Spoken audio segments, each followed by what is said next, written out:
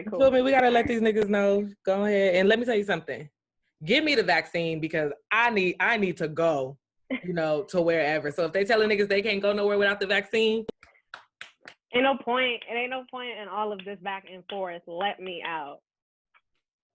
I got it. No first trial me up. I'm a walking hypocrite, my nigga. Put me, shoot me up, nigga. What? Y'all was signing up for clinical trials. Y'all couldn't hit me up. There's no point when everybody else don't have it. I want this shit when they start saying like, yeah, you can't. I was the first wave, bro.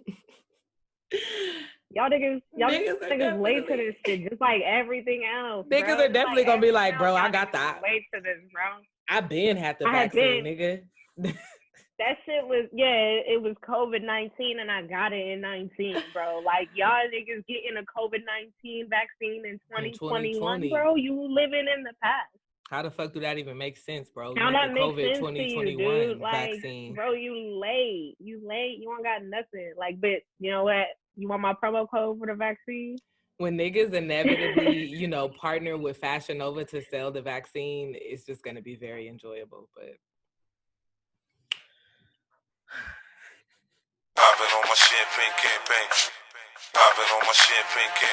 What's up, y'all? This is Saanjh. What's up? It's your girl Camille, and you're now tuned in to Brunchism.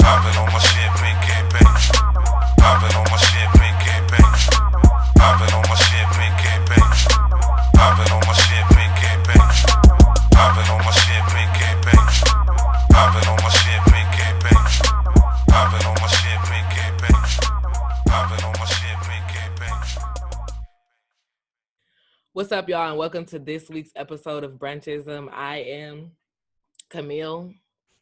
I'm Saanjh. So fresh and so clean. We doing the black sweater thing, the black hoodie thing to be specific. That's right. You feel me? That's right. We match be in tune.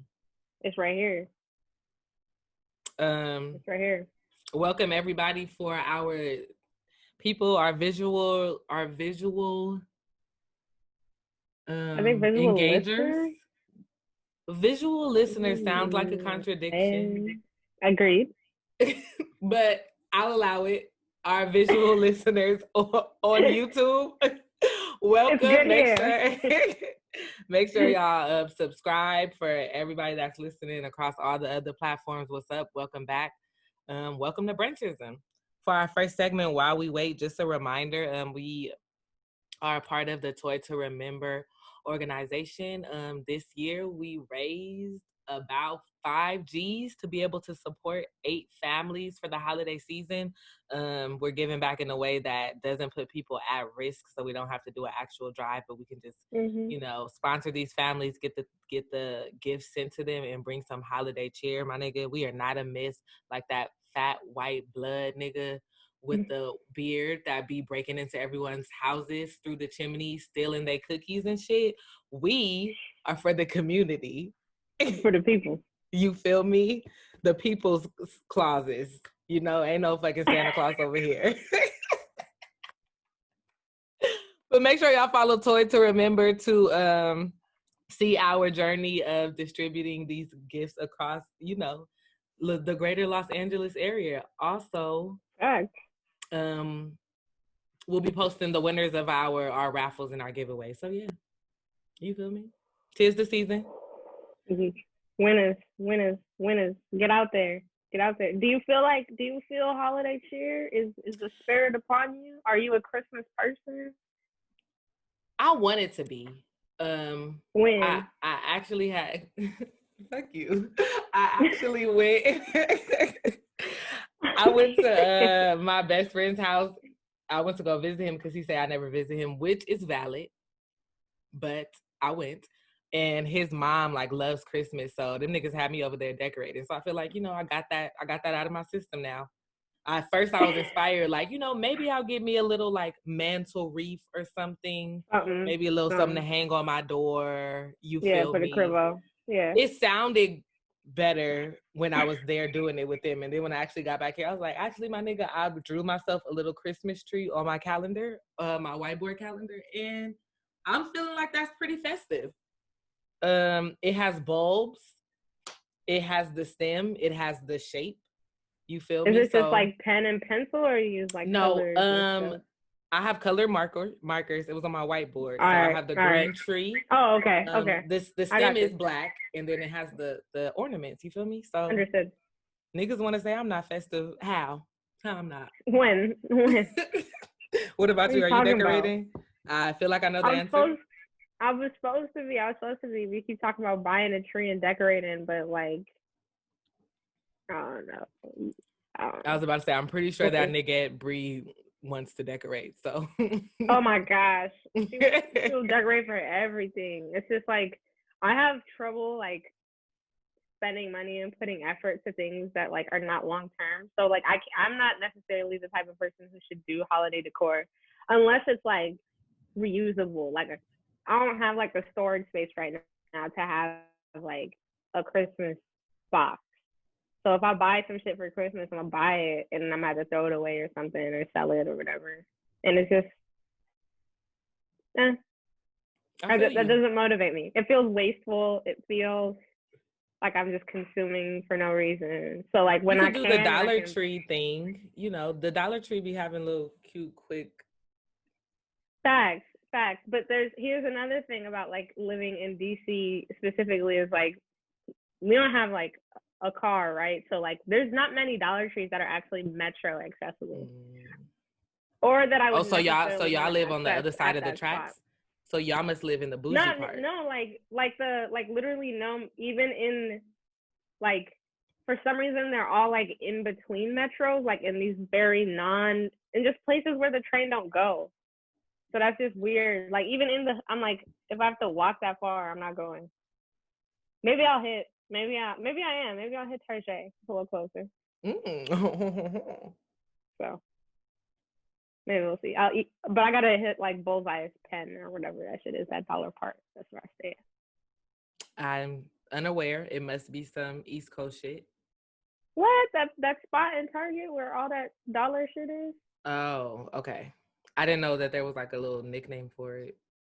Yeah. It's okay. The more you know. Anyways. What's on your menu? What's up with you? Not much. Again, actually, this is actually on topic because I'm moving. So like I'm apartment searching right now and it's very strange. Like trying to do it with COVID because usually it was like, it felt a lot easier before. But I will say, like, because of COVID, a lot of rents dropped. But my apartment had me fucked up because they offered me to, like, stay in the same apartment. And they're like, well, we will not increase your rent. They all wrote it like that. They were like, no rent increase. I was like, oh, for sure. That's so sweet. I go and I look at the website and I look at, like, our same exact apartment. Why is it $500 cheaper? So I was like, y'all gonna be fucked up, bro. Like, how are you gonna come up and offer me something fake as fuck when another person about to move into the same apartment for $500 less of rent? Nah. I feel you. No. That mathematically is just. They should do a price match guarantee. You know, like Best Buy and shit be doing. Like they giving niggas that new customer deal. And it's like I was like looking it up because I'm a nerd, and I emailed the leasing office. I was like, the rent in this neighborhood has actually decreased 15% since this time last year. And so utilizing the data provided by HUD, I know they tired of y'all uppity, educated ass niggas. I know they about sick of it. They like, God damn. And we were too, because we a little cheap. Like we don't want to spend no money either. So like I'm trying to get the jug. That's hilarious. But I'm apartment searching and looking, so like I have to move not next month but in Feb. And so it's just daunting. Like moving sucks. But my apartment building has made it very easy. So that's like my next big thing. So are like the tours of the places virtual, or do they like leave a lockbox so you can just go in there by yourself? To be honest, it's okay. Like most of the time you can get, like if you do it by appointment, you could go, right? But there's a few places that have had some very strange things, like where I go to check it out, I set it up, and like, tell me why somebody FaceTimed me and we're like, I'm gonna walk you through this apartment. I'll beat their ass. Like, I don't know if it got a weird smell or nothing. Like, what are we doing, bro? What are we talking about? You could be hiding some whole other shit. That's hilarious. It was funny because he was like talking through it, and I'm like, that's some ghetto ass shit. If you don't get this bullshit out of my face, bro, like, nah. That's very like, funny. He's like, I'm actually gonna call you back and FaceTime you. I'm like, you're gonna what? It's rough out here, I guess. It's rough out here. So that's my horizon. That's what's coming. What else? Hello. Yes. Hello to me. Oh, okay, I got it. Sorry, I could not hear you for a second. All right. Put these off because I was hearing like feedback. Oh, okay, I got you. Sorry. I got you. No, but I was just saying that's it for me. What about you? What's on your menu?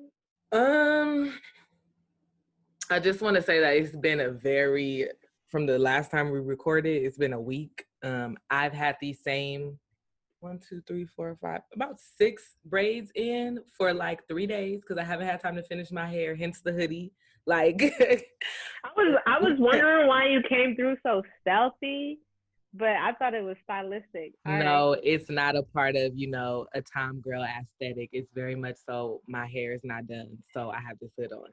And I got hella comfortable because I had to go into my office this week. Yeah. And I was like in there by myself, so I took my hood off, and then I had to go downstairs to the mail room, and I forgot that I was walking around like looking like Julio. And when the nigga looked at me, I was like, why does nigga look at me like that? But whatever. But yeah, I just had a busy week. So, just trying to navigate through that. But on the plus side, a nigga far back finally fucking came for, everybody that knows. If you know, you know. Niggas been trying to get their hands. They did a fucking, like a pre-order where you can order however many you want. But this was like 4 months ago, and they were like, I remember the hype. Like, they was like, we guarantee deliver by January 15th. And these niggas are like people of their word because they didn't deliver it a day sooner. They came early. But barely. Like, they had niggas on the edge of their seat. I do want to say, the bag, I got the small one, very bite-sized, just if anybody was wondering. It's giving mini. It's giving middle school purse. It's very small, not much can go inside. But I am a type of bitch that don't like wearing purses anyway. So for me, it's perfect. Can you describe that purse again one more time? Sorry, it's very wet. It's very wet and not much can wet. Very bite-sized, very middle school first purse. Not much can fit inside. But seeing as though I am a person that does not, wear purses anyway, it's not going to be much in there anyway. So it's perfect for me. But the next time that I order, I will be getting, the one size up. Are you gonna be leveling up on your purse game then? Is that what? I am. Or is it just that the purse is just small, so you need something else? No, I'm definitely going to, step up the bad bitchery as a whole. Yeah. And I'd had a couple of homegirls send me other Black-owned brands that they liked, and the purses were really cute and, like, diverse. So, you feel me? If you need a bitch to hold your keys, boom. If you need does anybody have some gum? I might. Let me check my purse. You feel me? My eyelash is coming off a little bit. Do you need some glue? Let me check my purse. I'm really starting to see the benefits of carrying one of these things around. Has it been 2 hours? I need to reapply my sunscreen. Let me check my purse.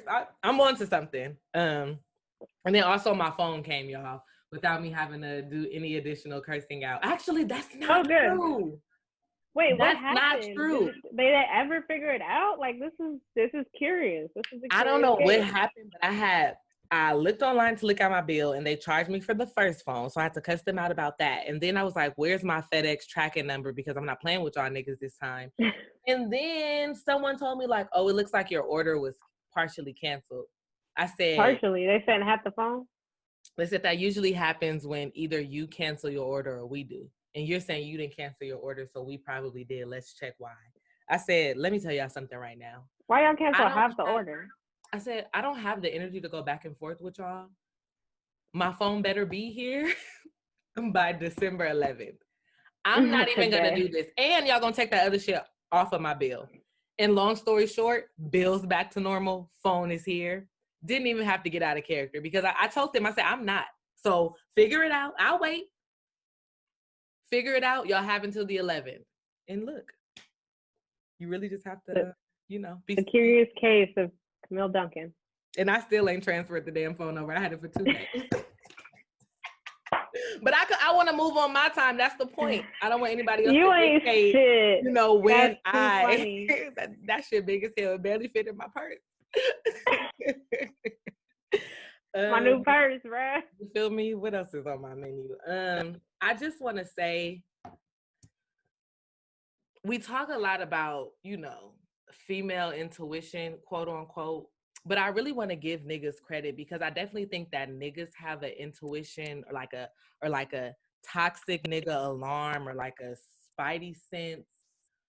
Not really sure what it is, but I feel like for some reason, toxic men in specific, like have an alarm that goes off whenever they sense that a woman that they used to deal with, like, moves or gets a new car or, finds a new man or just finds some sort of happiness. It's like an alarm goes off like, let me go bother this bitch.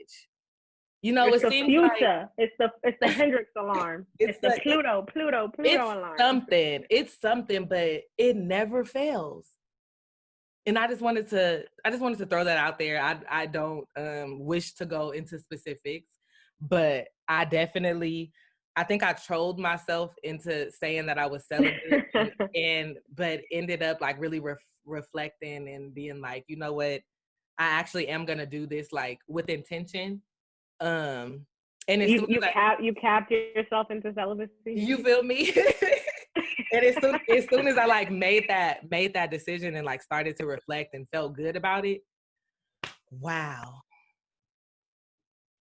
Just the same toxic niggas just popping up. Like, you wasn't even checking for me. Where did all of this shit come from? Multiple niggas. Just, it's crazy. And it happens like clockwork. So I just want to, like I said, I want to give this space to niggas to say that I too think that y'all have intuition. It's toxic. You should work on it, but y'all have it. So congratulations. And there's a compliment for men on Brunchism. Boom. And don't say we don't ever do that shit. The first and the last. So you feel me? Do with that what you niggas will. But that's it for me in my menu. So now let's get to the mess because I'm definitely in a shit talky mood. Yeah, it was. I want to give this. It was a lot of mess. It was a lot of mess. I'll say this. Twitter is a fantastic place. Wonderful. It's given us a platform. And it's Disneyland to niggas. The happiest place on earth. Facts. For those of us who've been on Twitter, just saying like me, since 2008. Oh, gosh. You know what I'm saying? We really kind of niggas want to be trendsetters so bad. we kind of been here through the good and the bad. If your Twitter says... Well, don't do that because I am a bitch that deleted my Twitter like twice. So and that sucks for you because you ain't got no goddamn receipts. I don't need no recognition. I know who the fuck I am. And actually, it turns out you may be one of the smarter ones to delete the old Twitter and maybe start over a new one. Hello? Talk about it. Am I right? Go ahead and transition. What a sagoo. Ahead of my time. Facts, because yeah, we can talk about being OGs all you want, but do you really want tweets from your 2000? Think about how far back that is. Like, it's 2020. Like, this shit, if you started that far back, like, just think about the process in which you've gone through as a human. And I was in the 09. I feel like I was like a junior in high school. Like, I know this shit was wild. I for sure said some colorist shit. for sure said some homophobic shit. For sure. I found an old post of mine on Facebook, which I have to go purge that next. But I said some shit about the way that women dress and like, you know, my mama always told me if it's not on sale, then don't put it on the shelf or something stupid. I was like, bitch, shut the fuck up. I know your whole ass didn't say this shit. What the fuck are you talking about? I was like, what kind of rapey ass fucking rape defender post was this? So yes, bruh, it was wild. But you feel me? Wild times, right? And so like it's like, you know, JT from City Girls, right? Her tweets resurfaced, and they were fucked all up. These niggas want to fuck. If you guys didn't know. But the tweets were horrible. Like, it's no way around it. They were horrible.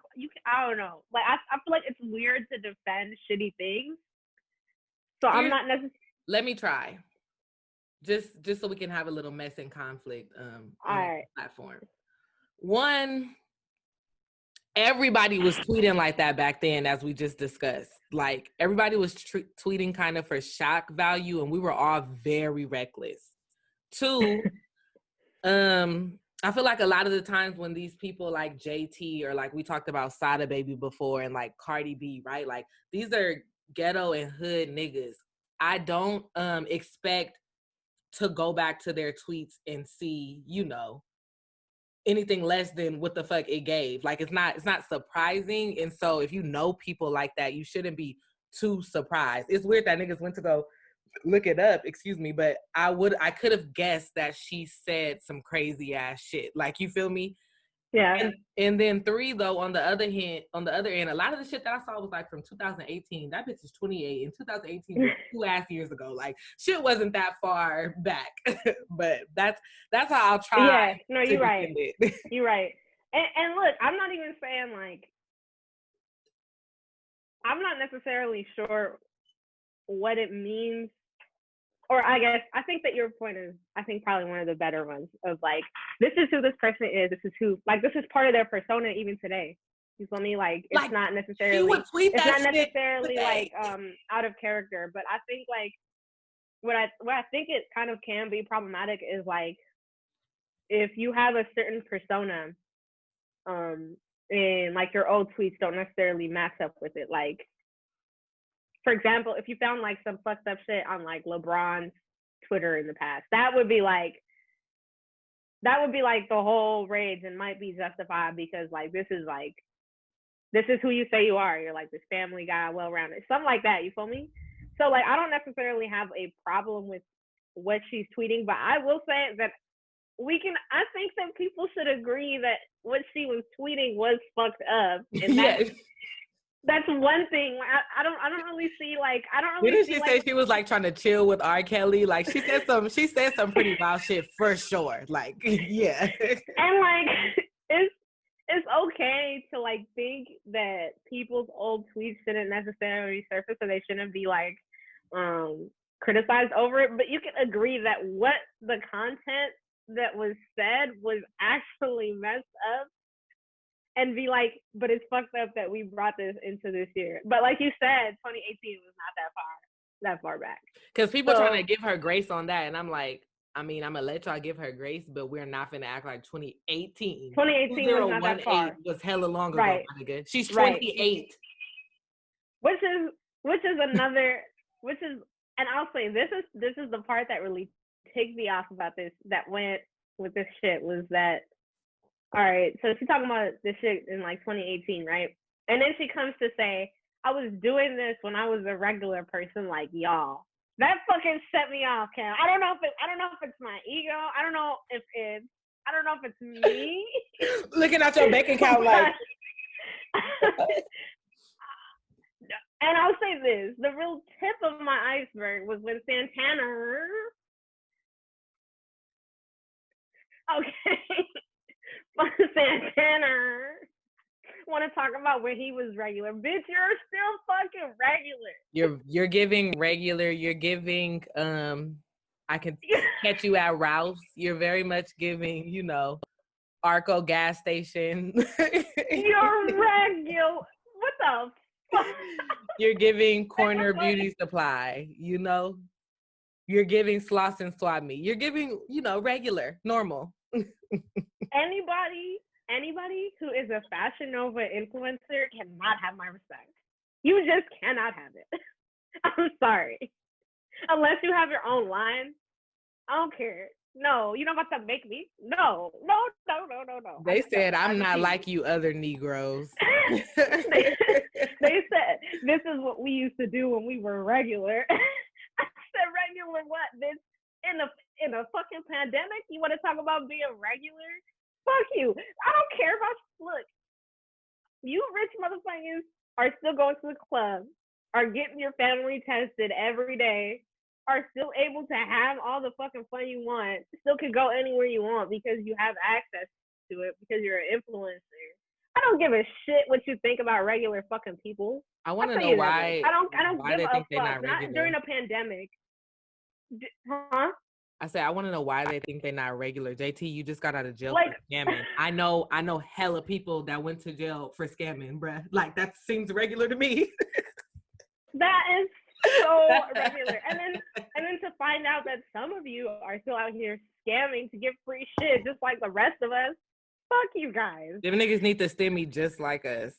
And it's funny because I feel like a lot of the times like influencers and celebrities forget that the reason that you become popular is because you are hella relatable. Like the little jokes and shit like that. That's why people like y'all, because the shit that y'all do is normal. Like it's the things that me and my friends joke like that. So that's really funny that I see Carisha and Santana like do that. Me and my friends do that shit because it's very regular. It's normal. Hella regular. Yeah, it make them seem. We do the same shit. It just looks relatable. Y'all should just look better because y'all have on a Patek, which is a watch.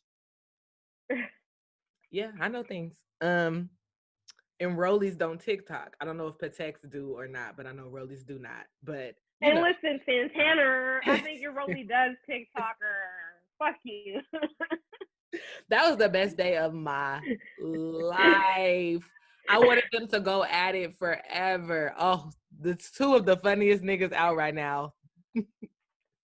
Rolling Wayne and Santana showdown. If I could referee, like, please allow me to do so. That shit was funny. That nigga made a song called Walk. I'm like, y'all niggas cannot be serious. But anyway, yes, the tweets. I feel you. No, it just look. I can't stand it. I can't stand a holier than thou attitude. I feel like at what point is Twitter gonna step in and just purge everybody's tweets from 2016 and under? For real, everybody's tweets from 2016 under. Just let them all go. It's y'all's responsibility. Because they'll even like, let it all go. Because I don't want to see no more old tweets from you niggas. Yes, we were all horrible people in 2009 to like 2013. Great. Like I don't want to have to go through this over and over. We keep going through it with everybody. And I'm also equal parts though to the celebrities for not knowing like, hey, maybe I should go back and delete my shit. Just thinking. Great. I agree. You have a big enough following where you can start over and niggas will still follow you. If my plan was to get famous and so that a bunch of people know me and to have a certain brand and shit like that, the day that I decided that was my goal, I would go back and purge everything. Like the day I wake up committed myself to that. The day I wake up and go viral, I'm deleting. I'm just starting everything over, like all of everything. That way we don't even have to worry about it. No, you're not. No way. This is ridiculous. Like. Yeah. Anyways. So give me can I have not been paying attention. Oh, the lowdown. Yeah, I need a little the lowdown of things. Sports updates. I know that my king is now in your city, but I don't know what happened after that. I ain't mad at that because that means you have to come visit me more. So it was all part of a bigger master plan. Anyways, who won the trade? We won the trade. Nah, but this shit is getting really interesting. So, like, obviously Russell Westbrook got traded, right? And I don't know if folks know, but James Harden also requested a trade. Not happening because, well, you're literally one of the top 5 basketball players in the entire world right now, and you're under contract for 2 years. They said, try again, nigga. Yeah. They're like, no, we're going to hang on to you until your contract's over. And this is, all after he turned down, $50 million per year, some $40 million per year, some crazy shit like that. And, yeah, didn't he sign one of the biggest deals or something like that when he signed to Houston? When he signed with Houston, he's getting paid right now, but they tried to extend him for more, for $50 million a year, and he was like, nah, bro. Now that makes now that poses a bigger question, because Houston is full of big booty strippers, lots of no state income tax. No state income tax, and they have a decent basketball organization. So what the fuck is going on? Why does nigga went out? Exactly. Something. I just There's want to something know what afoot. it is. There's something afoot. I want to know what it is. But if folks notice, James Harden was at Lil Baby, his birthday party it sprang a lot of, let's just say it's a seed that sprang a lot of fruit. It bore a lot of fruit. A lot came out on Lil Baby's birthday, and at this point, I'm gonna be looking forward to it next year just to see what happens, because it's gonna be an annual event. James was gonna be an annual event. It's a birthday, so. Well, not just for him. This is for all of us. For all of Atlanta who. What? Keep going. Anyways, James was at Lil Baby's birthday. The season or NBA pre-training camp started, and they have the COVID protocol. So basketball players are supposed to report to their cities at a certain time so that they can get enough negative COVID tests so that they can practice. The day before he was supposed to report, which this is at this point you're supposed to have all your COVID tests and stuff like that. This nigga is still in, I think still living in LA and still out in Atlanta partying. I did not know this. I did not know this nigga did not show up to work to his $42 million a year job. Did not show up to work. Niggas can't call in sick. And they pressing John Wall. Where James at? This nigga well, we ready to build. I know we ready to. John is like, bro, I came over here for you. Yes. Yes. You thought that was all. That day they report James Harden didn't show up. Next day, what happened? James Harden is indoors in a strip club. In Atlanta still? Yes. Maybe he thought they meant January 7th. He is in the strip club in Atlanta. Still did not show up to work. They're asking the coach where James at. They asking John Wall where James at. Everybody trying to understand where James at. He had said that he would report the day before, never showed up. Next day, shows up in a strip club. Knowing though that if he showed a Houston strip club or Atlanta strip club? Atlanta. Okay, so he never got to Houston. Got it. He never got to Houston or at that point. And because he's indoors in a space that a lot of people aren't wearing masks, he's technically in violation of the NBA protocol, but didn't still show up. And now he has to go I think he has to get 6 negative COVID tests in a row in order to practice for the team. He should also, just saying, throw in some STD testing from the stories that they're telling me, from the city that he's in. I just think it wouldn't hurt to, get that dick checked out as well. Just wanted to throw that out there. You ain't lying. You are not lying. Who was just saying that Atlanta is a treacherous? Was it McMill who was saying that Atlanta is a treacherous place? It's grimy. Check yourself out, thing. This is getting ridiculous. I have.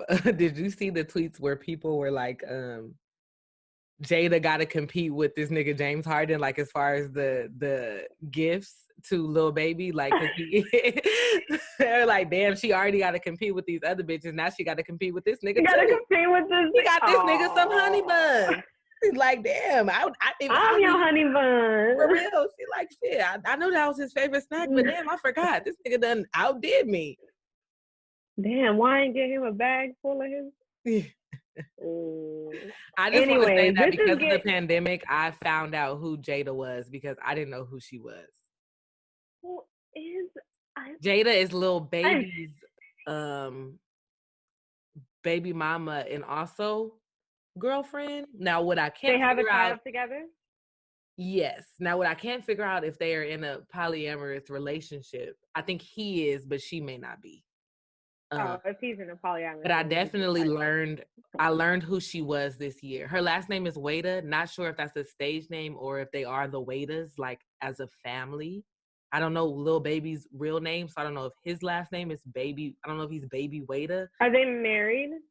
I'm not sure. Is that his only child? I don't know, but something just tells me no. I'm just gonna throw that out there. I'm gonna say and no. He might not know that at this point.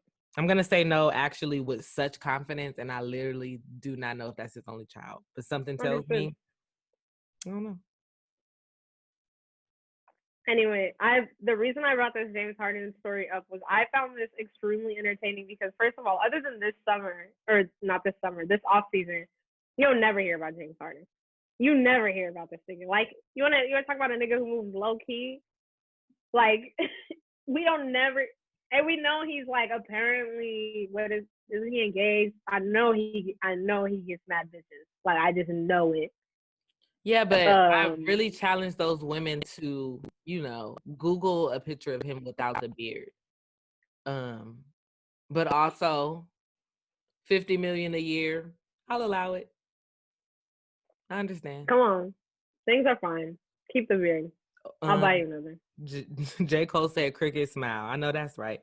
I'll get braces for the both of us, okay, for $50 million. Oh, Lord. Just let me get the braces. Oh, Lord. I'll be the one with the straight teeth. But I just want to speak. You need to stop. I know. I'm sorry. Wow. But speaking of Miss Wada. Or Mrs. We don't know, but is this the golden age of rapper baby mamas? Oh, absolutely. I mean, it seems to be it's kind of a lucrative path. It's a spin on the stay-at-home mom. But it's kind of depending, like, every rapper's baby mama doesn't have what it takes. It's really, because there's a lot that we, don't know about, but it's those special few that really know how to make a business. Is it few? Because I feel overwhelmed.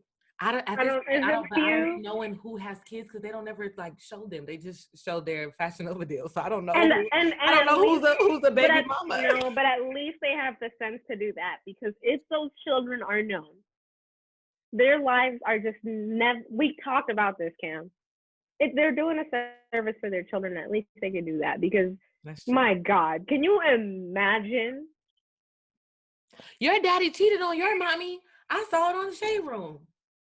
Imagine with the cafeterias. I'm so happy that these children have to go to school from home, because the cafeteria would be fucking nuts if they followed the Shade Room. Oh, your last name Wada.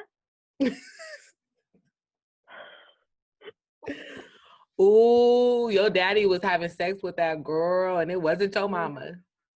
And we all saw the video. Ooh, your mama was crying in a Rolls Royce. I really want you to go on record with saying what you have in the notes about these two young women here. Oh my gosh. Okay, because I was confused. The reason I say I feel overwhelmed is because I cannot keep up with all of these people. I literally, until very recently, and I'm not gonna lie, it was 2 days ago, I thought Ari and Alexis Skyy was like an artistic duo. Like, I thought it was like a what song? Chloe and Halle? Chloe and Halle. What song did you think they rap? Did you think they rap or sang? That's my first question, I guess. I don't think I necessarily cared. Like, there's a lot of things that, like, there's a lot of names that pop up that I'm just like, I just know that it wasn't for me. The funny thing about that is that I thought maybe Little Yachty was writing the songs. I thought I read that somewhere. Now listen, the funny thing about that is they had like a beef. Like they don't like each other. So the fact that you think that these niggas are a fucking duo. They should start a band. The fact that you think they're the city girls, maybe the country girls, I don't know, is hilarious. They do not like each other. But I feel like in your defense with this baby mama conversation, a lot of the baby mamas are already established as a bad bitch. And then just so happen to also be a baby mama later. Okay.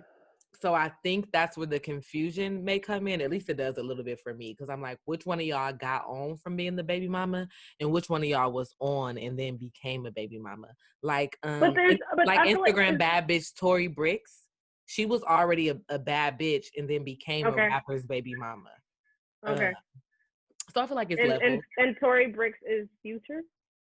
No, she's just like a bad bitch. Like I just remember seeing her. But is she not? She's not a baby mama. No, she is a baby mama. She is Rich the Kid's baby mother. Rich the Kid. Oh, not Rich the Kid. Okay. Yeah. So I was also confused because I also thought like a lot of them were like Fetty Waps. I thought that was a thing, and I thought one of a lot of them. Alexis Skyy is Fetty Waps. She belongs to me. Yes. See, and so does Masika. So does Masika. No, I'm not kidding. I thought Ari in a like if you see it written down, it looks like. Well, let me ask you a question. How come you didn't think that Ari deserved a second name? Like, why was it? Oh, you thought it was Ari and Alexis Skyy. Like they both were Skyy? Yeah. Okay. Because I was about to say, that's a little messy. Yeah, do you remember the Skyy sisters? Do you remember the Skyy sisters? The Latinas? Maybe like, yeah. Whoa. Yeah. Whoa. Yep.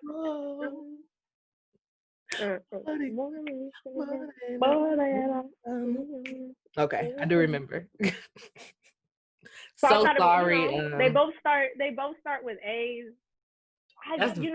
Very funny. I cackled when I read that in the little outline of our show before we started recording. I also recently found out that who is it? China. Is it China or Asian? There are dolls, brats. There are Asian. That's who it is. Is it Asian? Is Asian the brat the one who's with 50 Cent? No, that's another. But I think it's a doll. That Chinese Asian doll? Asian doll? Was with the young man that just got killed, King Von. Oh, that's the new King Von. The other one that you're talking about with 50 Cent, I believe she's Cuban Link. I don't know if it's Cuban doll or Link, but she is Cuban.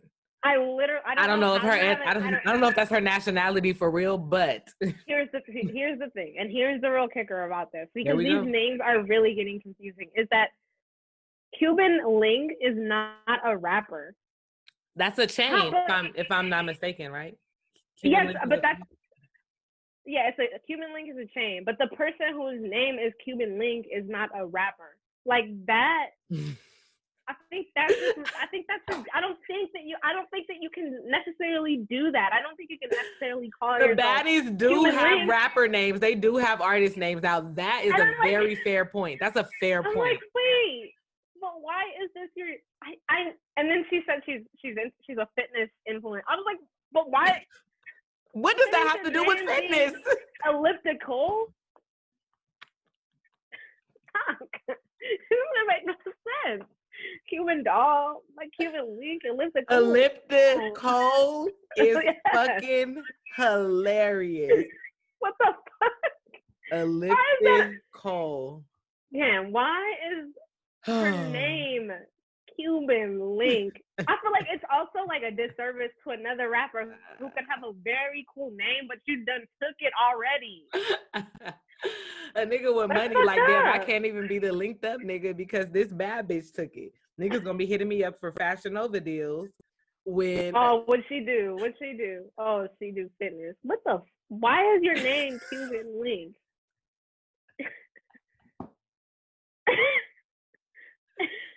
That's so funny, bruh.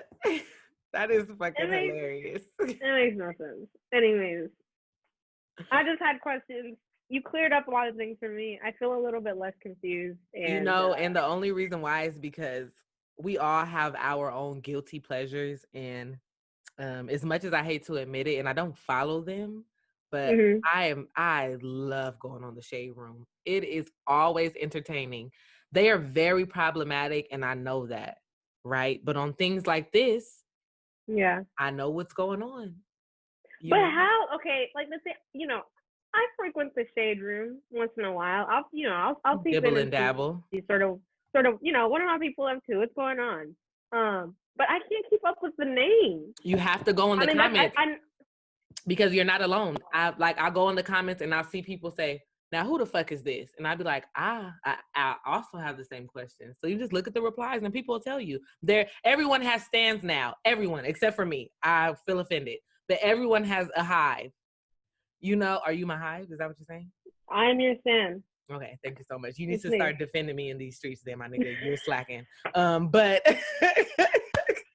But when people get to asking like, "Who the fuck is this?" Their hive comes out of nowhere. Like, bitch, this is the workout doll or whomever. And so that is how you figure out who's who in these streets.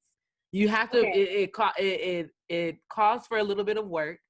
So it really depends on how much you really want to know. And I'll say, I think that's the issue. I don't care enough. And I'll also say this, is I'm sort of a face person, and literally their faces change. Oh my God. I have no idea what Gucci's wife looks like. They have a whole different face. And so I just don't, people. The Dream Doll girl and Gucci's wife, Keisha Kior, I have no idea what the fuck them bitches look like. Every time I see them, they look different. I'm like, wait, that's her? And then sometimes, like, bitches contour the same to the point where the face is, and I thought, it's just, it's tough. It's hard to keep up with, and frankly, what did Jada's mom say when Red Table talks to that white girl? Frankly, I just don't. She said, like, I don't have the space to care. Yeah, like I don't have any care. She kind of went in on her. That shit was funny. Like, damn, they really went in on that white bitch. They said, "Fuck your mama and her little jail sentence." Like, yo, I'm like, fuck. Y'all had no guess and just bullied this little white girl. If I was a white girl, I'd be like, "Fuck you and your entanglement, bitch. You still fucking young niggas. You still taking advantage of sad young niggas." But I have a question for you. Now, it's okay if you don't know the answer, but if anyone knows the answer and they're listening, please feel free to, at me on Twitter or like DM me on Instagram specifically about this question. I'm being very careful with my words. But why do niggas hate Jamele Hill? Like, I always see tweets about them like, "Oh shit, Jamele Hill is gonna say this," and they like tweet like her.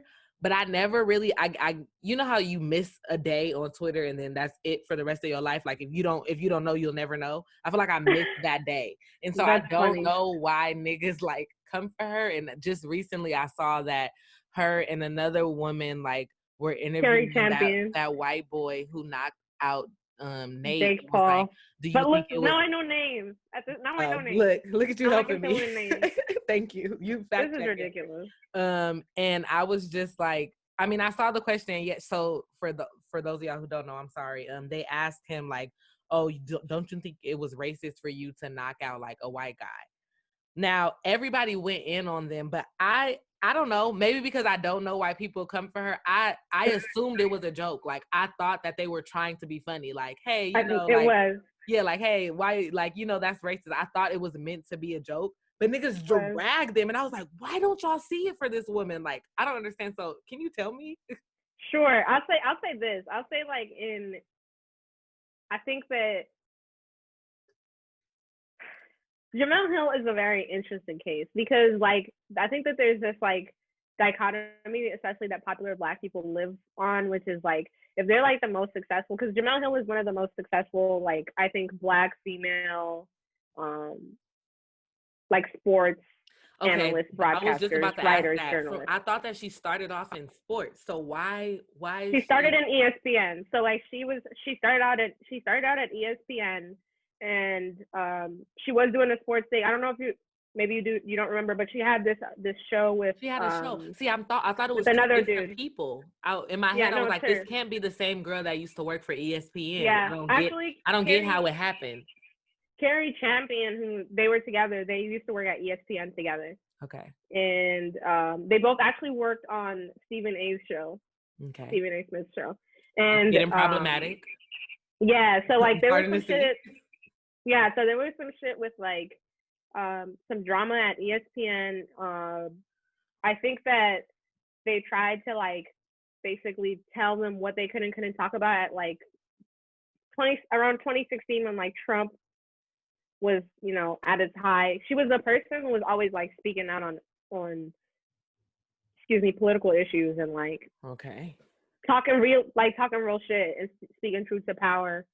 But she left her job at ESPN and went like to do her own thing. And so like now she's in this space and she gets on, honestly, it's like that conundrum of like this very successful Black woman being up here and then like people are, it's horrible to criticize her because she's like this Black sports broadcaster. She's like all we have.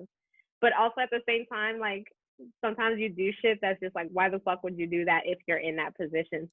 So is it just like what is the shit? Is it corny shit? Like from what I see, it seems to be like corny shit. I'll say this. I'll say like Jamele Hill became corny. Like she got on Twitter probably, one of those people got on Twitter probably too much for her personality. Like I think honestly like tweeted a lot of shit when stuff was going on to where her shit just started falling to deaf ears, like put her foot in her mouth, just becoming like, I think generally corny. Like, so she should have stayed in her lane. She should have stayed with the sports and stuff. And so she just got this attention and then we she saw like how starts that to she become was really this like Black activist like thing that was like not like we know you from ESPN, like that's where we know you from. And so not necessarily the staying in lane, because I actually thought she really did bring a lot of thoughtful commentary when it was in that space, but I think like after that it just became like mad corny, and she does shit like this or says certain shit that's just like, why would you say that?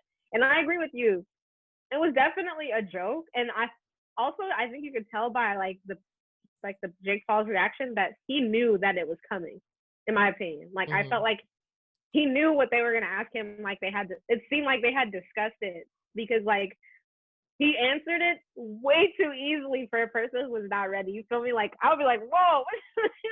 I mean, yeah, because people were getting on like the baby and shit for being around him. Like it definitely turned into a Black versus white thing, which I felt, because I hated seeing that white man standing over our Black king. Facts. But it's all right. We got our big dog Floyd coming through.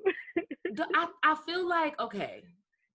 Now I feel like, why is Floyd fighting him? I feel like that's the equivalent of like a nigga. I said this on Clubhouse, but I feel like this is the equivalent of like a nigga that's hella good, at fucking intramural basketball league. They're like, oh, this nigga is raw, and then he's all of a sudden just like, LeBron, 1-on-1, me and you. Yeah, like, agreed. Nigga, you're LeBron. You don't have to fight this nigga. What the fuck are you doing? Like, it's more like Michael Jordan, because he's in retirement. Like calling somebody out of retirement to train. So I don't understand why he's doing this, which leads me to believe that this nigga must be like broke. He needs himself.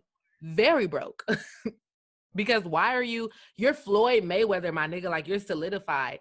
Fighting McGregor was like even understandable because he's the best at what he does, and now y'all are gonna. But even that, everybody saw it for what it was. It was like a money grab for Floyd. And now at least you're fighting a YouTuber? But at least it was a respectable person. Does the other brother train like the first brother did? So actually, like, I don't know if you know this, but Floyd is fighting the other brother, not the Nate Robinson. Yeah, that's what I know. That's what I'm asking. Did this brother train? I know the first brother like was training. Oh, for I think they both trained.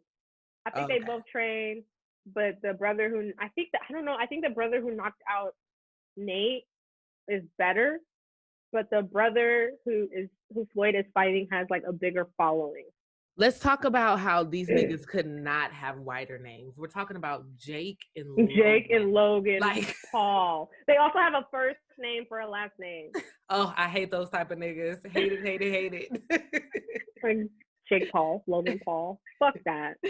Get out of here, nigga. With your two first name having ass. Yeah, but I mean, I think that's hella funny. This is getting whack because. Like it is. I think it's pretty whack that Floyd Mayweather has to fight this nigga. But like, I guess get your money because at the end of the day, it is really easy money. Imagine if you was like the best at something that you just know like it's a certified bag. But there is like that little what if he knocks him out or something on like a what they call a puncher's chance? It's like mad luck. But like, what if the white knocks out Floyd? Yes, like isn't Floyd's whole thing that he's very good at? Isn't the criticism that he receives the most is that isn't the criticism that he receives is that he's like defensive, so like he doesn't swing a lot. So he just runs. He's a runner. the chances of him getting knocked out are slim. Yes, but so are they doing like a because Floyd, I don't think he's the tallest nigga in the world. So like when we talk about weight class and like the matchup and like even reach, you feel me? I might think that Floyd might actually be smaller. I know, that's what I'm saying. Like this nigga Jake or Logan, I'm not sure which one of the brothers, one of the Pauls. I'm pretty sure that he's taller, and so wouldn't that give you more reach? So wouldn't that make it more difficult for Mr.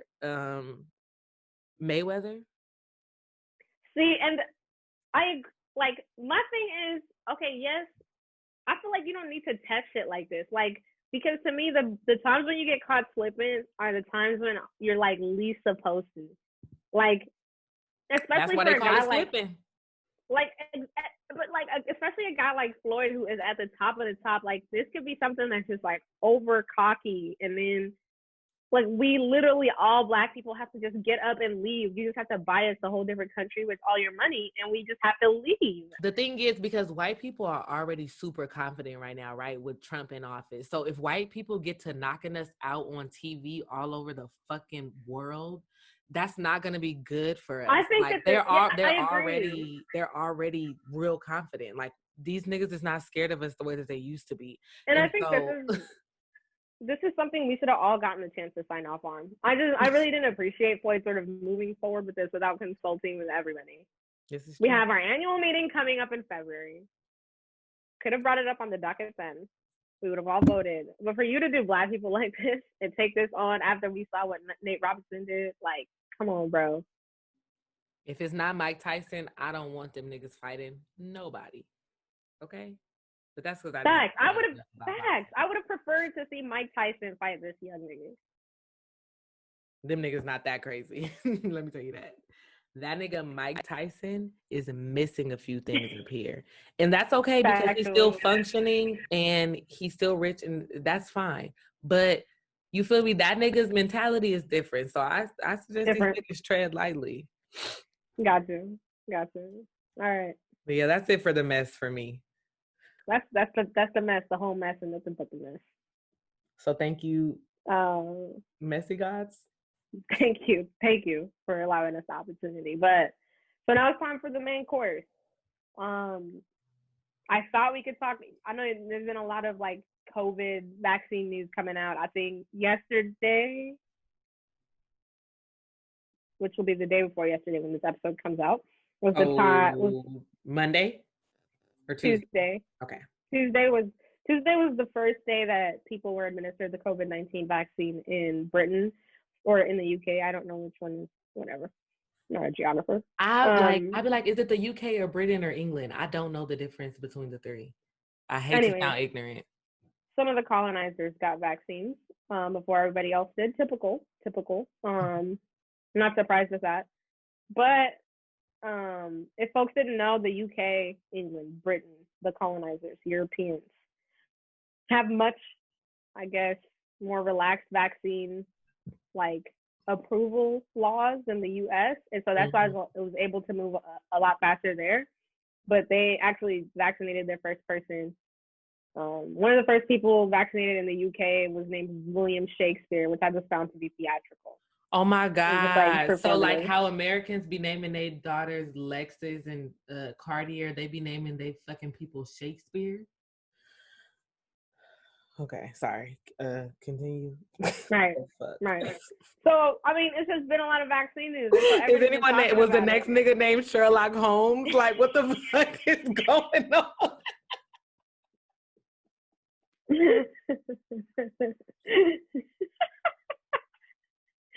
Sherlock. Okay, I'm sorry. Go ahead. Nah. So it's been interesting because, like, I mean, I think people are definitely, in general, skeptical about the vaccine. Like, it's rare that you get to live through a vaccine being developed. But I was thinking about this, and I'm like, this might be probably one of the safest vaccines because, like, how many vaccines have been developed during the social media era? Like, the amount of critique and shit like that and like the amount of access to information that people have and break down on Twitter nowadays is crazy. Can I read something that I saw on Twitter about? Yeah, please. This was from Dr. Teresa Chappell, and she is a Black woman. I'm gonna read this little thread real quick. It's not too long. So, sharing my simple talking points for people who are hesitant to get the COVID vaccine because they fear vaccine creation was rushed. When asked, is this a rushed vaccine? I reply, yes. And here's some background. Think of coronavirus like a last name. My last name is Chappell. There's many Chappells. Researchers have been working on vaccines for the coronavirus family for years. Now that one member of the family needs the vaccine scientists from across the globe that have been working on vaccines for this family of coronaviruses are working around the clock to get one specific for COVID-19. Think of all the women in your family came to clean your house. It would get done efficiently and quickly, but would you look down on a rush job? It would probably be better than if you did it on your own because you get tips from others. So, is this a rush job? Yes. Does rush job mean bad? No. Were they starting from scratch? No. Will I trust it? Yes. Why trust it? The vaccine makers have pledged that they will not seek FDA approval until phase 3 testing is done. That has never happened before. They are doing this to earn our trust. Vaccine makers have been transparent in sharing the data and pushing trials as necessary. Will I get the vaccine? Yes. My babies and I will get the vaccine when available. I felt that was good. Very helpful. That's super helpful. I think it gives like a lot of context that a lot of people don't have. Like, I like how like breaking it down as like family members and stuff like that so that people understand. Like, COVID itself is not new, but like the strain of COVID-19 that we're dealing with is new. So like people actually do have information on the general family, but like we're working on something specific. But like I really think like this has to be one of the most like transparent vaccine developments that we've ever had. Like we've taken polio, we've taken chickenpox. We was never here when they was making that shit, but we was like, nah, we good. Now we're here and watch the niggas make shit they telling us while they making it, and we like, nah, we can't have that. You feel me? So like, I feel that's like such a good I don't point. know. It's like it just doesn't make sense. It's just probably like we just have too much information, and I think that some people's concerns are very real. Like it's definitely weird to see this be developed. Like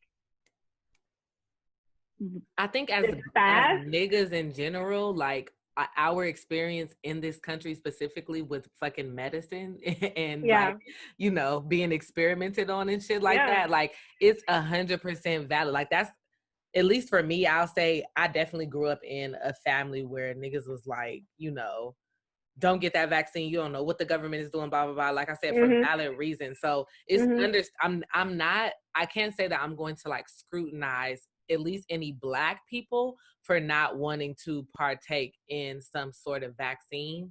I am going to let them niggas shoot me up like they was Method Man. You feel me? They're going to shoot this club up because I want to go back outside.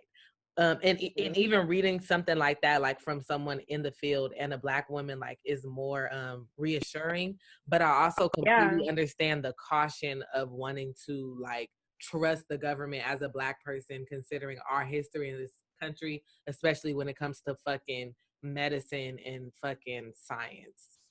I agree, like, for sure. Like, I think that's so understated. And I guess my thing is, like, in today's age, know when your fears are actually rooted in a sort of a valid history versus if you've just been on YouTube for way too fucking long, like, or if you've just been Googling way too much, or if you belong to really fucking weird Facebook groups, like, if all of the people you're around are sort of pushing the same thing, you know what I mean? Because, like, some people, it honestly worries me when, like, people are like, oh, the government is gonna like use the vaccine to do this and this to control you and like stuff like that, and are like spreading shit where it's like, it makes no sense. And it's okay to also be like, listen, you know nothing about vaccine development. Like, that's not your lane. Like, everybody has specialties. Like, you can't possibly understand everything about a vaccine. You're not a fucking doctor. You're not a virologist. Like, they went to school for. I'm sorry, you can't like Google something and then come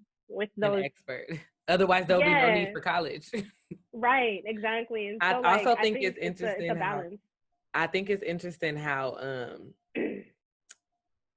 this paranoia for specific things, like, oh, you know, you don't know what they're gonna put into us and they're trying to control us. Like, yeah, you say that as like, yo, fucking, you unlock your phone with your face and you know, do shit with your thumbprint and you keep all your laptops open and shit, and you have Apple Pay on your phone and your Google has saved all of your passwords. Like, my nigga, like, there are so, like, have an Apple Watch that you know, like, there are so many like, at this point, they know, you know, whatever it is that they need to know, they know. Whatever they need to have access to, they have the access, my nigga. So right. This one little thing is not going to stop that. Like, I need you to understand, my nigga, they know shit that we don't even fucking know yet. The fucking military and shit get things that we get introduced to like 15 years in advance, my nigga. So they are probably have on the fucking invisible cloak from Harry Potter and are here and here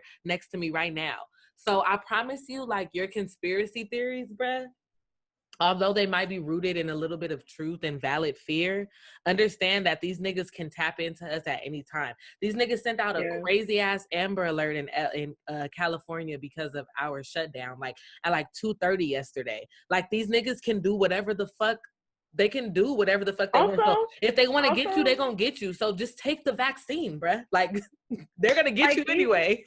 These are motherfuckers who don't even want to spare $1,200 to you for 8 months of survival. What the fuck makes you think that they're gonna pay for a vaccine just to spy on you? Niggas think that they too important. Niggas think that they too important. Crazy. Like, the feds are not listening to me.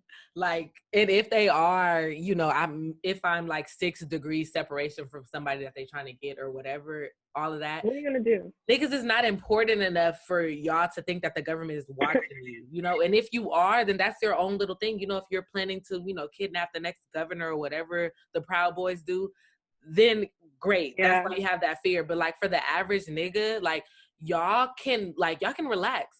Niggas is not like, on you like that. If you're just pressed about you and just pressed about your life, and that's what you focus on. Niggas got a bachelor degree in biochemistry and in from the suburbs talking about the feds watching. Like, watching what? They watching to hire you, bruh, so you can help them.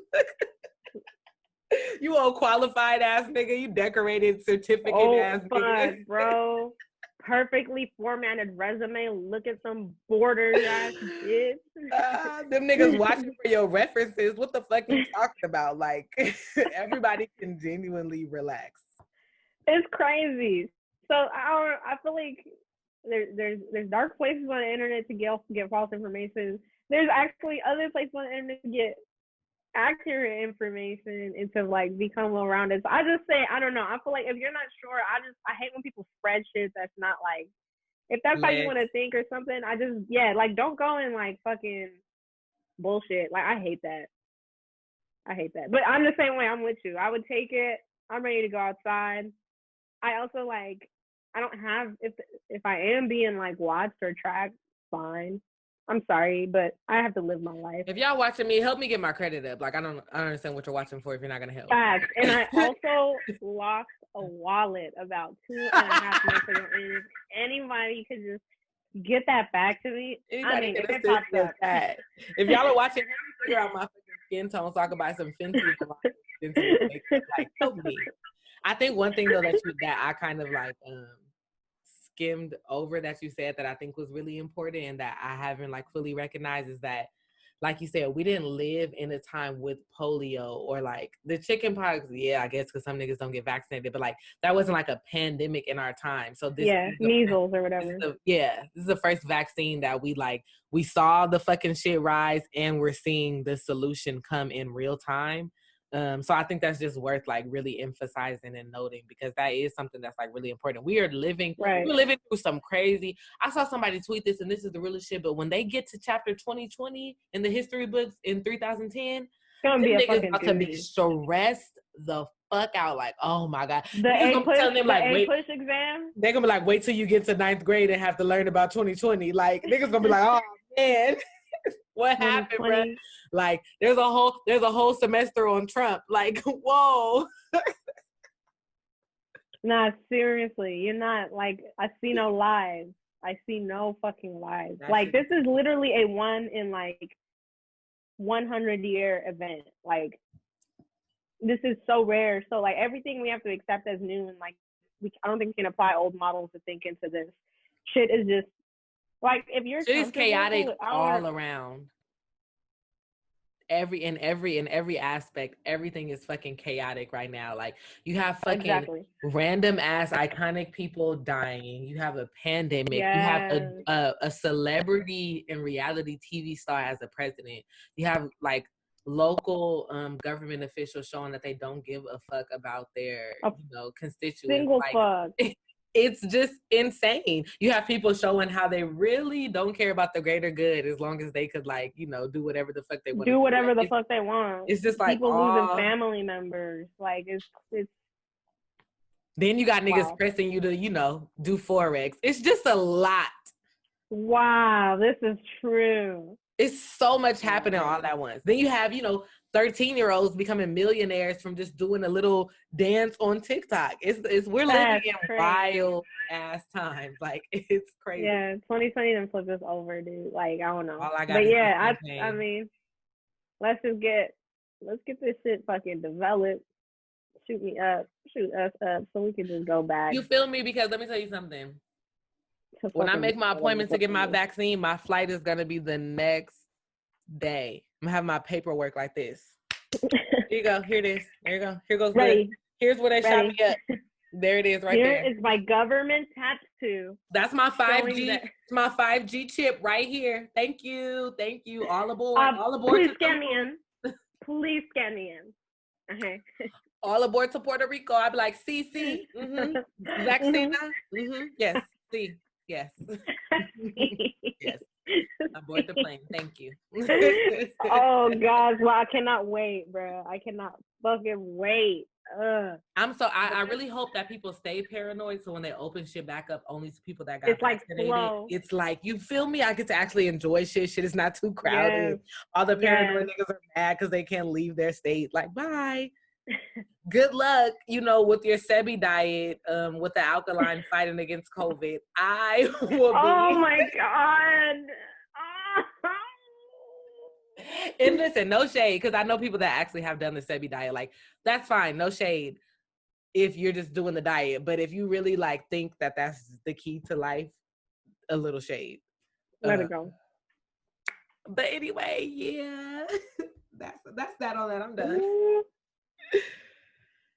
All right, so we're moving on to the check. All right, so it is time for the check. This is the portion of the show where Saanjh and I really just let motherfuckers have it because people don't get checked enough. Niggas don't want to fight no more, for real. What did 21 Savage say? So now we're here to bring the motherfucking smoke. So Saanjh, who are you checking this week? I'm checking, really a faithful person. Somebody who's always, always brings checkable. The drama. Always checkable, always problematic, always something. Azealia Banks, please welcome to the stage. Holy fucking shit. Oh my, it's been a while. The last time first of all, Azealia Banks a couple weeks ago was like covered in blood on her Instagram, with a bald and it was head. Like, yes, like mad. I don't know. I don't want to be a hater. Let me just focus on my checking, why I'm checking, so that I don't hate and bring myself. Two things can be true. You can hate and check at the same time. Fact. But I don't know if you saw this, but Azealia Banks went on like this rant about the shade room. And about the what? About the shade room. Okay. And listen, I'm with the crowd of the shade room is problematic. I think the representation is terrible. I'll also admit that I personally visit the shade room once in a while for entertainment. Hey, sue me. It happens. But I'm not gonna say like it's like the greatest blog or Instagram page ever. On the other hand, it is like the third most interacted Instagram page on Instagram, or Instagram on Instagram. Does that make sense? Or the first two, number 3. Selena Gomez and Kim Kardashian. I have no idea. It was probably Kim Kardashian and Kylie Kardashian, to be honest. I'm actually not sure, but all I know is they're number 3, which is actually pretty fucking impressive. It's bronze. You feel me? It's bronze. That's crazy. They place. And so Azealia Banks went off because the creator of the Shade Room is Nigerian and aired her grievances about the representation of African Americans on the Shade Room, and made it, again, we talked about this like a few weeks ago, but it was this African, actually specifically though, Nigerian versus African American like dichotomy. But it was this power thing where she was basically criticizing it because she was like, the person who runs the Shade Room isn't even technically African American. The person is Nigerian, and Nigeria has all these problems in the country. And rather than using the blog to highlight issues in Nigeria, she writes and represents African Americans in basically bad light, and it's just bad representation for Black people. And was specifically upset because the person who created the page was Nigerian, and maybe she should focus on SARS and Boko Haram and the fact that China is paying terrorist groups in Nigeria, and that's maybe the blog would be better serviced that way. But it was like, did it in a very Azealia Banks way. You know, like there's sometimes where she shat on all of Nigeria. Oh my gosh. It was crazy because it became this like comparative thing of like, your problems are much worse over there, and you guys need. But this person, can you still hear me? Yes. What about now? I hear you. Okay, sorry. But like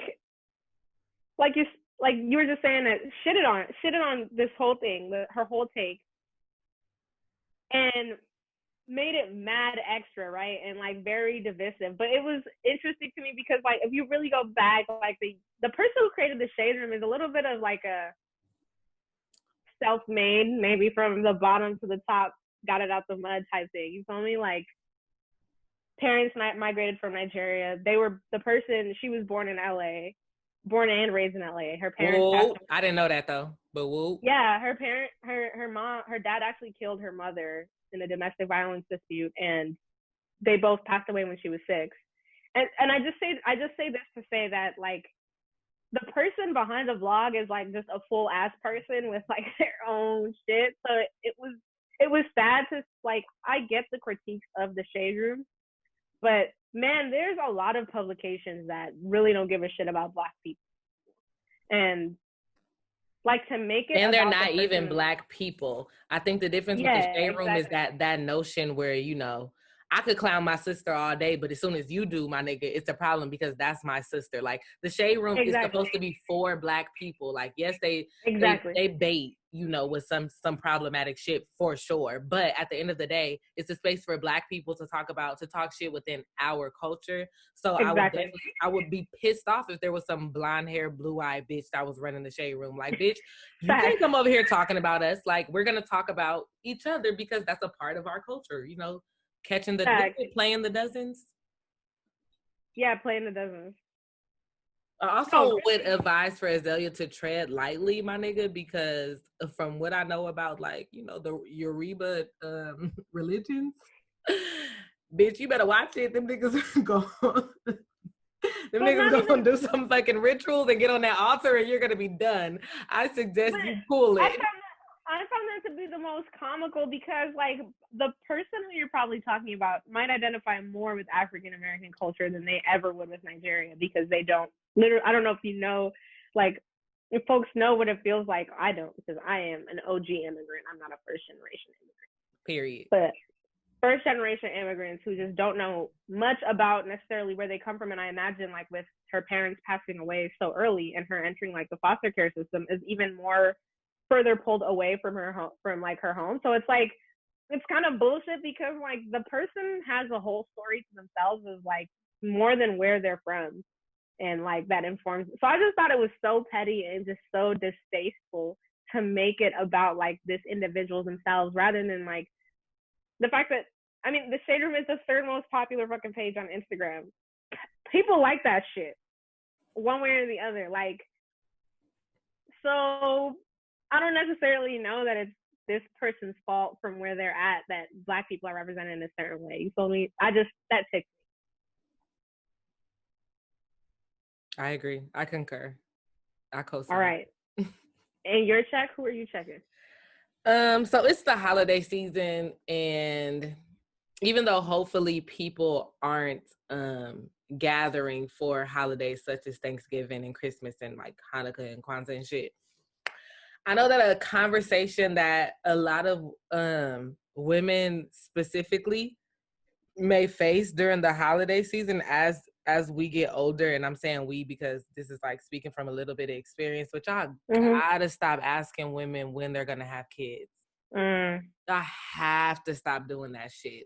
Like, we have given y'all niggas examples and supporting fucking arguments as to why that shit is not okay.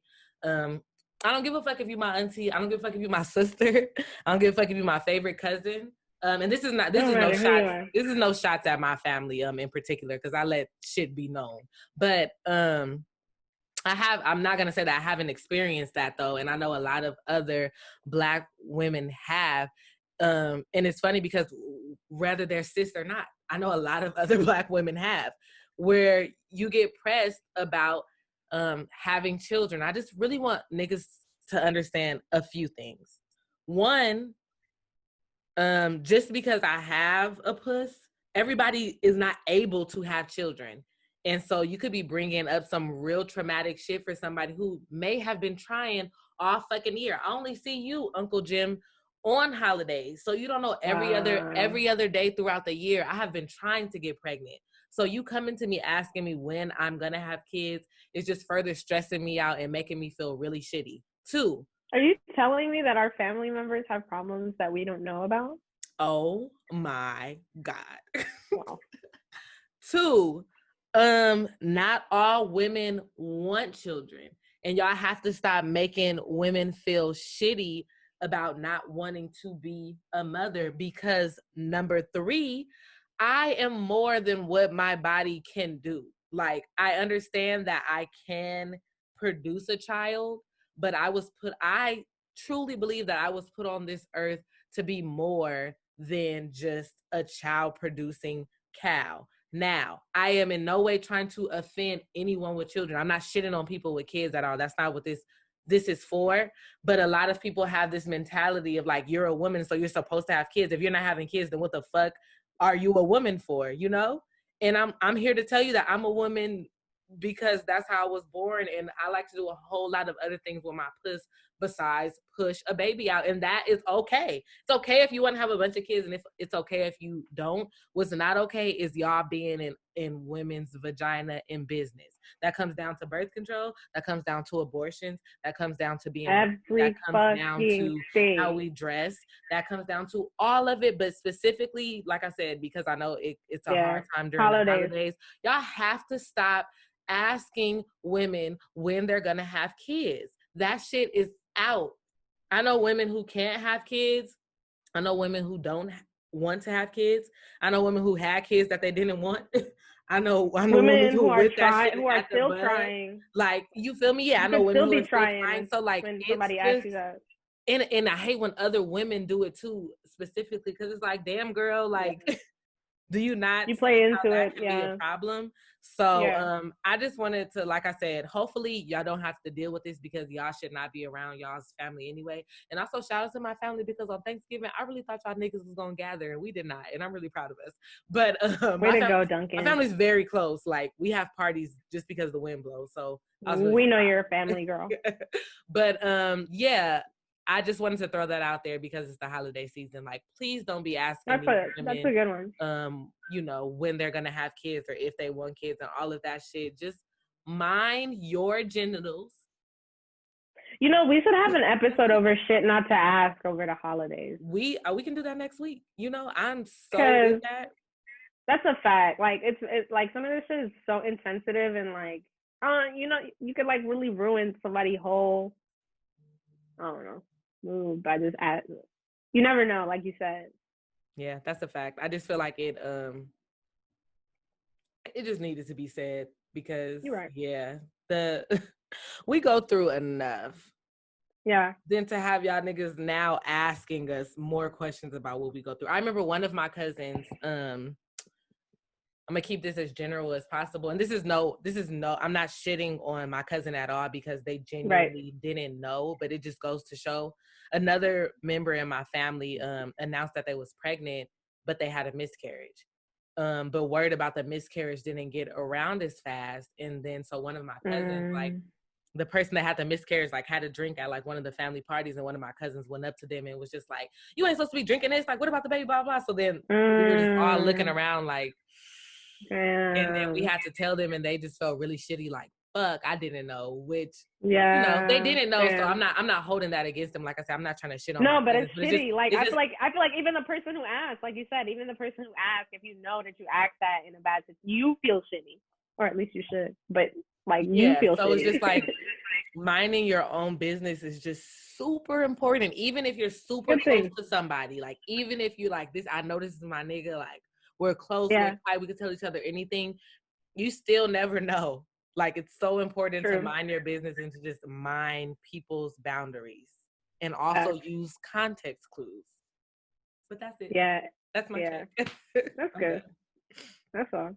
All right. Well, we're moving on to our last segment, which is the tips. And this is the part of the podcast, the part of the show where we highlight something positive, something good that has happened.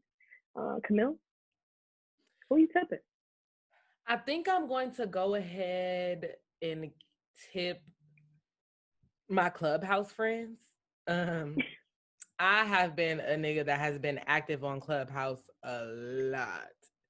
And I'm not mad about it. Like, niggas, I have been losing a little sleep though. Like, I do need to come up with a better schedule. But, you know, I found my little tribe on Clubhouse, and honestly, like, I got people in there that are like my favorite people that I've never met. And I'll probably, it's more than likely that I will meet these niggas because most of them are like local, and it's just a panny, so we can't meet up. So I'm pretty sure I'm gonna meet these niggas. But you know, we got a little tribe on Clubhouse, and them niggas, I'm just somebody, like, if you make me laugh, well, I'll just say anybody that's in my life that I'm a friend of, it's a big part of that is because they make me laugh, like, in some way, shape, or form. They may not be funny to you, but I am somebody in order to be in my life, laughing is like a big part of what's important to me. So like, if you bring me joy or bring me laughter, like, you're somebody that I want to keep around, and them niggas be having me in there dying laughing. So, you know, it's just nice to know if I sign on at any time, I'll be able to get some jokes in with like some people that I met on this fucking random ass app. So shout out to the Clubhouse squad. The panny app. Gang. What about you? Who are you tipping this week? This week, I'm tipping regular people. Santana. I am tipping all the normal citizens. I'm fucking tipping regular people. Everybody that scored average, my nigga. Boy, I'll tell you what. If you are eligible for a stimulus check, I'm tipping you. That's what I'm if you're eligible for then you tipping I'm them too. you. You tipping them too. The niggas don't even want to tip. Not Santana. We are eligible. That's why them niggas can't stay out of Atlanta because they need to do them club appearances. That's the only place that's open. All right, maybe let me not say that one. But I'm just for the people who identify as regular, the people who know that they're regular, I'm tipping them because like life has not gone on. It's been a dreadful sludge to the end of this year. It's been like I think that's one of the best ways I heard it described, a dreadful sludge. And that was one of my white friends. So, you know, they be having these words like, wow. They know about destruction and despair. They've caused enough. Indeed. Let me stop. I thought, yeah, no, this is facts. This is good. It's good to tell the truth.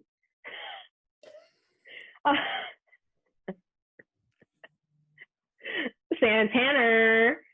I'm tipping regular people, Cam. It's been a dreadful sludge, and we fucking made it. Niggas ain't had nearly as much fun as they deserved. Ain't had nearly as many jokes as we deserved. At least not in person, I'll say. But just shout out to regular, especially in the holiday season. Like I know people's spirits change around this time of year and stuff like that. And I know a lot of people have lost, you know, family members. And actually just not just due to COVID, but even others. I don't know. I just feel like, at least even in my life, I know there's been more loss. Niggas still die. Like we have to deal with COVID and also regular things that niggas encounter. Yeah, non-COVID. Yeah, like non-COVID deaths and stuff like that. So like, I don't know. It just it feels like a somber time entering the holidays with people talking about how, you know, it's gonna be their first Christmas without family and stuff like that. So shout out to the regular people who can't afford to get their whole families on a PJ and COVID tested and to Tulum. And niggas still get COVID anyway. Should have just gone. I love a little mess. I should have just gone. But that's it. That's my tip for this week. Shout out to everybody. And this V is for victory. Shout out to all my regular degulars. I'm just a regular bitch from Athens. That's me. Regular. All right. Well, thank y'all for tuning in to this week's episode of Brunchism. Brunchism. We'll see y'all next week. Feel me? Deuces.